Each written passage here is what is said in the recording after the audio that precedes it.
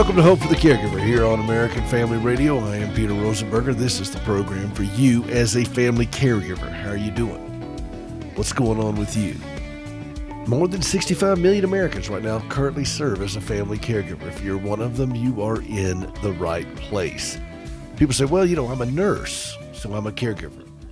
Or I'm a parent, so I'm a caregiver.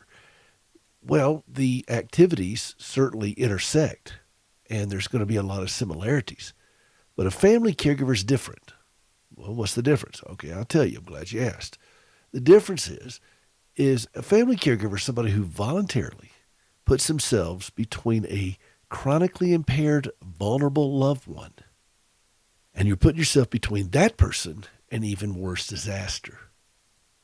And you're doing it without pay, and usually without training. In fact, without a lot of skills prepared for it. But you're just doing it because you're doing it out of love. And yeah, nurses are going to have a lot of the same activities. CNAs are going to have a lot of the same activities. Home health care aides are going to have a lot of the same activities. But that's a career choice. That is their job. They get paid for it. They don't have to take it home with them, unless they're a family caregiver taking care of somebody at home.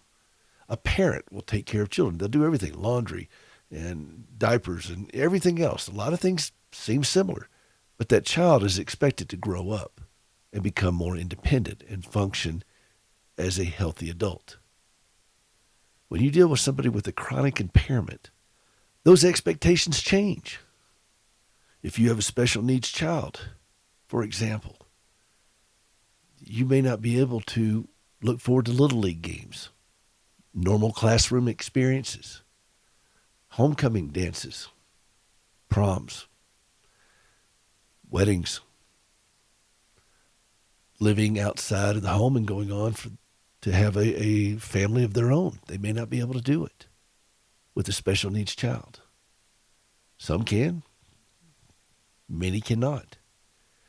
When you're dealing with somebody who has had some type of stroke or some other type of trauma that has happened, things aren't going to get better this side of heaven. And that's the journey for so many people, knowing that this is the way it's going to be. And we've got to learn to adjust our life to it. It's not necessarily bad. It's different. And it's challenging. And it requires different skill sets and different understandings and different activities. And it requires an adjustment of our minds and our hearts.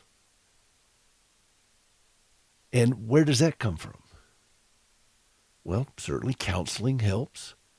And there are all kinds of tips along the way we can learn based on the unique needs of our loved one. But what if you're dealing with somebody with an addiction or mental illness, alcoholism, all those kinds of things? You can learn a lot of tips in dealing with that, but when you have unpredictable behavior, you're going to have to learn more than just tips, aren't you? When you have behavior changes, you're going to have to learn more than just tips. You're going to learn things on a core level of who you are as a person, and it's going to change who you are. And again, that's not a bad thing. It's different, and it's challenging, and it requires outside help. And I have discovered in my many, many years of doing this that there is help available out there, but a lot of times help coming from people, even counselors, pastors, and so forth, they don't quite know what to say. There's a language barrier, if you will. And there's a desire. Yeah, people want to help. I've seen that over and over. They want to help. And they'll do things that are incredibly thoughtful. But there is a language barrier where the caregiver doesn't always know what help looks like. And the ones that are offering help don't always know what help looks like. And so it's kind of a hit or miss kind of thing. You're throwing darts, but there's no light on it, so you're doing it kind of in the dark. You may hit the target, but wouldn't it be more effective if you actually could see what you were throwing darts at, if you could see the target? 10 years ago this month, I sat down with a very large radio station in Nashville, Tennessee, a big iHeart station. It carried all the big talk shows, and it was right there on Music Road. It was a big station. And I laid out my pitch of what I was trying to accomplish. I said, I want to do a program for caregivers. And I sat across the table from ad executives there and so forth and program managers, and they said, you mean like nursing homes? I said, no, caregivers, people who are making those decisions. People are struggling with this, special needs parents. And I went through the litany. I said, no. And they looked at me with kind of a blank look on their face, and they said, we don't get it. We just don't think this is for us. I said, okay. So I went to a smaller station, and they put me on. It was a midday, once a week on a Wednesday. And I went down there, and it was a very, very small station. I think I could have reached more people if I'd gone out in my backyard and yelled. But that's okay. I did it, and I went and did it for 8 or 9 months.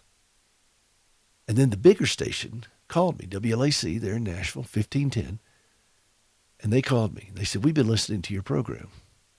We get it, and we think there's a place for you over here. And so I went on to that station and did it for 8 years. And then American Family Radio graciously extended the invitation for me to come on this network. They said, we get this. And we started doing this on a much larger scale. Then other networks picked up the show, the Truth Network, His Radio, and so many others, affiliates started picking up the program because they saw the need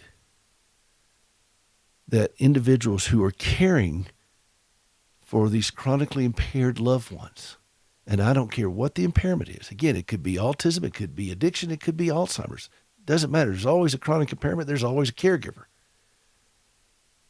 And they recognize that the ones who are taking care of these people in whatever way they could were in desperate need of someone to speak to them in a way they could understand. And those caregivers were in desperate need of being able to learn a vocabulary of what help looks like. And that's why I do the program. I remember spending literally decades doing this. The first 20 years of my caregiving journey, struggling, and nobody really knew what to say to me.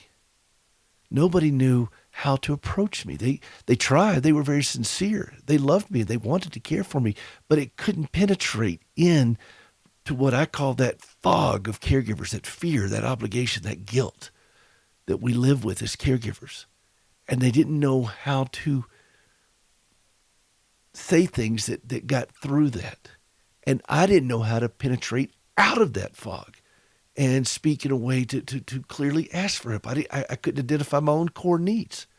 And it took a lifetime for me to wrestle through this. And I remember how lonely it was and how frustrating it was and how resentful I became and how discouraged I became. And so when I set out to do this program, that's what I keep in mind, because I know that I'm not the only one and that there are so many more who are struggling with these things. And I want them to be able to hear in a way they can understand what the gospel looks like in this, sounds like, how you can wrap your arms around it, what it means to trust God with this. I want them to see a clear, defined path to safety, even if it's just for today, for this moment. And I wanted to be able to help others to be able to reach into the heartache of caregivers, to be elbows deep into it and communicate clearly, take that sincere desire that they had and marry it with understanding. Isolation is one of the most crippling things that we as caregivers face. And it's not just physical isolation, it's the emotional and spiritual isolation that we struggle with. This program is going into that isolation with the clear message of the gospel to help people understand what it means to trust in God through this. This is Peter Rosenberger. This is Hope for the Caregiver. We'll be right back.